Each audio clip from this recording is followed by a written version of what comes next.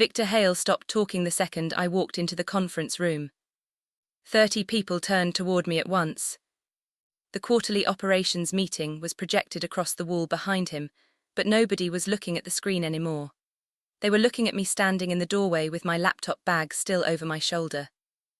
Before we continue, please hit the like button, subscribe to the channel and turn on the notification bell for updates. Victor slowly set down the remote in his hand. Perfect timing, he said. Security was about to come get you. A few nervous laughs broke out around the room before dying immediately. I frowned. What's going on? Victor didn't even let me finish the sentence. You're done here, Daniels. The room froze. He pointed toward the hallway. Pack your things. I glanced at Linda from HR sitting near the end of the table. She wouldn't look at me. Victor, if this is about the reporting issue I already explained. You should be grateful we're not calling the police, he snapped. That changed the room instantly. People leaned back from the table. One manager quietly closed her laptop like she didn't want her name connected to mine anymore. Somebody near the windows whispered, Jesus. Then I saw the documents spread across the table. Audit reports. Highlighted sections. My name circled in red. Victor folded his arms. You manipulated compliance records and exposed this company to regulatory investigation. For a second, I genuinely thought I was being set up in real time. Then I noticed the cardboard box already sitting beside the door. My employee badge suddenly made sense too. It hadn't worked downstairs that morning. This had been planned before I even arrived. I tried one last time. If you're going to accuse me of something, at least let me explain. Victor slammed his hand against the table hard enough to make people jump. Out now. Silence swallowed the room. I looked at Linda again. Not anger. Not confidence. Fear. That was the moment I knew they'd already gone too far.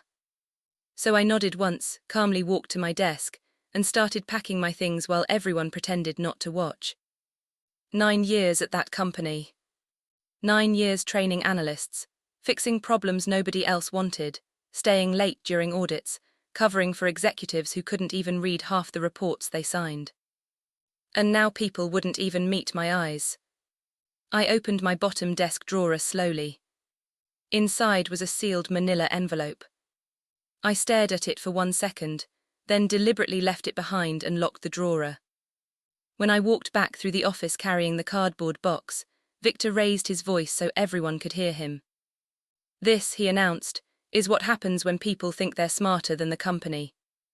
Nobody said a word. I walked out of the building without reacting. But the second I reached my car, my phone started vibrating in my hand. Unknown number. Missed call. Again. Again. Again. 12 missed calls already. I looked back up at the office windows. Then I quietly said to myself, that was faster than I expected. Daniel Mercer sat across the street from the office for nearly 20 minutes without turning the engine on. Employees moved behind the glass windows upstairs like nothing had happened. A few people gathered near the conference room, pointing toward the parking lot. Toward him. He leaned back in the driver's seat and stared at the building he'd spent almost a decade inside. 9 years. 9 years of fixing other people's mistakes. 9 years of training analysts who now probably believed he was some criminal being quietly removed before the company exploded. His phone buzzed again. Unknown number. He ignored it. A memory pushed into his head anyway. 3 weeks earlier. 11:40 p.m. Victor standing in Daniel's office doorway after everyone else had gone home. We need to adjust the submission timing on the Westbridge reports, Victor had said casually. Daniel looked up from his monitor. Adjust how? Victor stepped inside and closed the door behind him. Nothing major, push a few entries into next quarter. That changes the compliance exposure. Victor smiled, only temporarily. At first, Daniel convinced himself it was survival. The company had missed targets before. Executives always played games with timing. But then the requests became verbal only. No emails. No signatures. Just Victor leaning against Daniel's desk late at night saying things like, "You know how this works. Ugh, don't make me put this in writing." The moment everything changed came 2 weeks ago. Daniel had walked into Victor's office holding printed discrepancies from 3 separate reports. Victor quietly stood up, walked to the blinds and shut them. Then he turned around. "You're loyal, Daniel," he said calmly. "Don't suddenly become difficult." Daniel placed the papers on the desk. These numbers were altered before submission. Victor didn't even deny it. Instead, his eyes drifted toward the framed photo on Daniel's desk of his younger sister, at college graduation orientation. "Tough economy right now," Victor said softly. "Layoffs are coming everywhere." The message landed exactly how it was meant to. Mortgage. Tuition. Stay quiet. After that meeting, Daniel started copying everything. Emails. Export logs. Internal timestamps. He even filed a report through the company ethics portal. 2 days later, HR stopped responding completely. Back in the present, his phone buzzed again. This time it was voicemail. "Linda." Her voice sounded strained and rushed. "Daniel, listen to me carefully. You need to call me before they open anything." The message ended abruptly. Daniel stared at the screen for a long moment. Then he deleted the voicemail without replying. Across the street, more employees crowded near the conference room windows. Something was already happening upstairs. And whatever terrified Linda was finally about to reach Victor. By lunchtime, Daniel's firing had spread through the entire company. Someone leaked a blurry photo of him carrying the cardboard box to the office group chat. Then another one appeared online. Compliance manager escorted out during investigation. No names, no details. But people inside the industry recognized him immediately. His phone lit up with messages that weren't really questions. "You okay? Heard something happened." One recruiter who'd been discussing a senior position with him sent a single cold email. "Due to recent developments, we'll be moving in another direction." Just like that, 9 years of credibility started collapsing in public. Meanwhile, 20 floors above the parking garage he'd just left, Victor Hale was trying to lock the story down before it escaped him. Department managers sat around the conference table while Victor paced near the screen. "No one contacts Daniel Mercer," he ordered. "It revokes every credential immediately." Linda sat silently beside a stack of termination paperwork. Victor turned toward her, finalized the misconduct report. Linda didn't move. "He already filed concerns internally," she said carefully. Victor's expression hardened. "Either we control this narrative now, or we all go down with him." The room went still. One operations manager finally spoke up. "This isn't the first complaint, Victor." Victor shot him a look sharp enough to shut him up immediately. Everyone there remembered the analyst who'd suddenly resigned 3 months earlier after screaming at Victor, behind closed doors. At the time, HR called it performance burnout. Now nobody seemed sure. Linda slowly pulled Daniel's personnel file closer. Her hands visibly trembled as she opened it. Inside sat a second sealed envelope. Written across the front in black marker. "To be OPNED, only if I am terminated without cause." Victor scoffed. "Jesus Christ, drama now." Linda ignored him and opened the envelope. Inside were printed email chains. Transaction exports with timestamps. Handwritten notes documenting verbal directives. And a USB drive. Victor laughed nervously. He fabricated this garbage because he knew he was caught.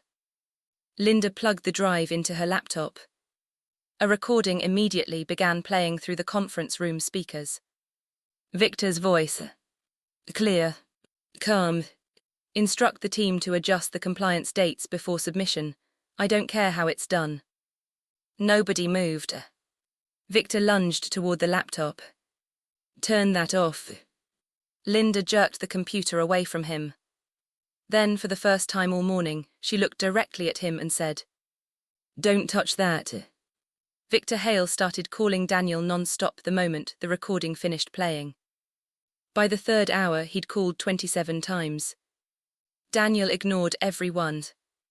From inside his car parked 2 blocks from a law office downtown, he watched the screen light up again and again, while the company he'd spent 9 years protecting started tearing itself apart. Inside headquarters, panic spread floor by floor. Executives who normally hid behind assistants suddenly rushed into emergency meetings themselves. Conference rooms filled with legal staff carrying binders and laptops. Teams were ordered to lock systems down before more files disappeared. Then another problem surfaced. Daniel had already prepared for that too. An IT director discovered automated backup transfers scheduled to trigger if Daniel's company access was revoked. Copies had already been sent to outside legal counsel. That was when the panic became fear. Because regulators were already preparing an audit. And now there was proof someone inside leadership had tried to destroy the trail before investigators arrived. Daniel's phone buzzed again. This time it was Linda calling from a private number. He answered silently. Her breathing sounded uneven. "They're trying to figure out how much you have." Daniel looked out through the windshield. "They should probably assume all of it." "Victor says you stole confidential company data." Daniel almost laughed. "He's threatening legal action against anyone who contacts you," Linda continued, "but people are starting to push back." That didn't surprise him. The second employees realized Victor might actually go down, self-preservation took over. Old emails started resurfacing internally. Messages Daniel had sent warning leadership about reporting discrepancies. Requests for documentation. Concerns that had been ignored. Buried. Deleted. Too late now. Another former analyst, the one who abruptly quit months earlier, had apparently agreed to speak with investigators. News about a possible federal inquiry started leaking online before sunset. Daniel closed his eyes briefly. Every strange detail from that morning connected perfectly now. The disabled badge. The prepared HR paperwork. The public humiliation. Victor hadn't just wanted him fired. He needed Daniel isolated before the audit exposed everything. His phone buzzed again. Voicemail from Victor. Daniel listened without speaking. Gone was the confident executive voice from the conference room. Now Victor sounded exhausted. Desperate. "Daniel, call me before this destroys everyone." The message ended.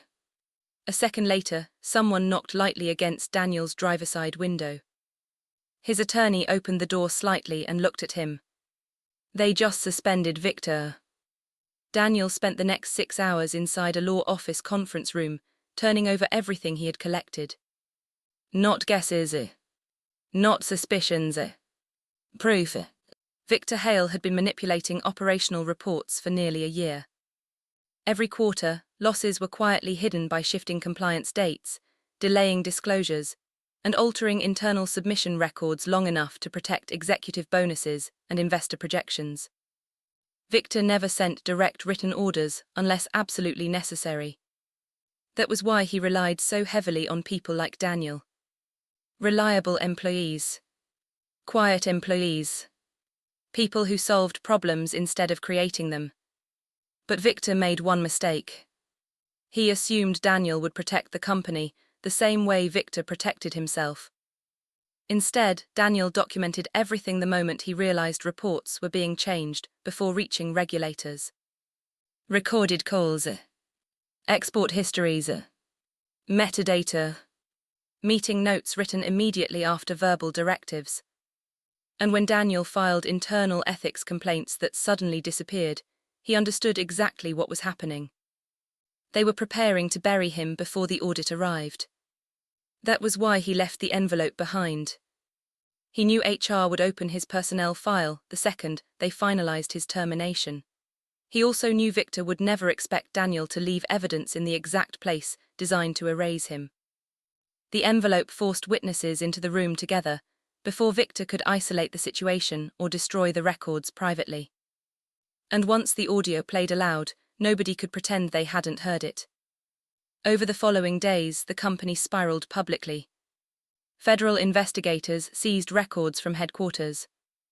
News outlets reported possible fraud, retaliation, and whistleblower suppression. The company's stock price dropped hard enough that financial networks began covering the story hourly. Executives who once defended Victor suddenly claimed they had no knowledge of reporting manipulation. Several resigned before formal interviews even began. Linda eventually testified too. During questioning, she admitted Daniel had filed concerns weeks earlier and HR intentionally stopped responding after leadership intervened. One night she called Daniel personally. "I should have listened," she said quietly. Daniel didn't know how to answer that. Because part of him remembered standing in that conference room while she looked away and said nothing. But another part remembered the moment she pulled the laptop away from Victor and finally stopped protecting him. Co-workers slowly began reaching out. Some apologized. Others sent screenshots and internal messages investigators had missed. One employee even sent Daniel security footage from the conference room after he'd left the building.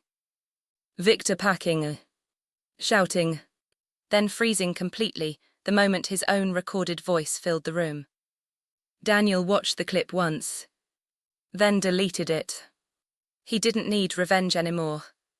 The fallout became permanent. Victor Hale was terminated publicly by the board within the week. Regulators expanded the investigation. HR leadership faced internal review for suppressing complaints. And the same recruiters who suddenly vanished after Daniel's firing started contacting him again, pretending nothing had happened. This time he ignored them. Months later, Daniel used part of his settlement and whistleblower compensation to pay off his sister's remaining tuition entirely. After years of staying quiet to survive, he started consulting companies on ethics compliance and retaliation prevention. Ironically, the thing Victor tried to destroy became the reason Daniel finally stopped living in fear of people like him. One evening, months after everything ended, Daniel drove past his old office building. Victor's name was gone from the lobby directory. No announcement. No tribute. Just removed. At a red light, Daniel noticed one final unopened voicemail still sitting in his inbox. Victor Hale. 3 seconds long. Daniel stared at it for a moment, then deleted it without listening.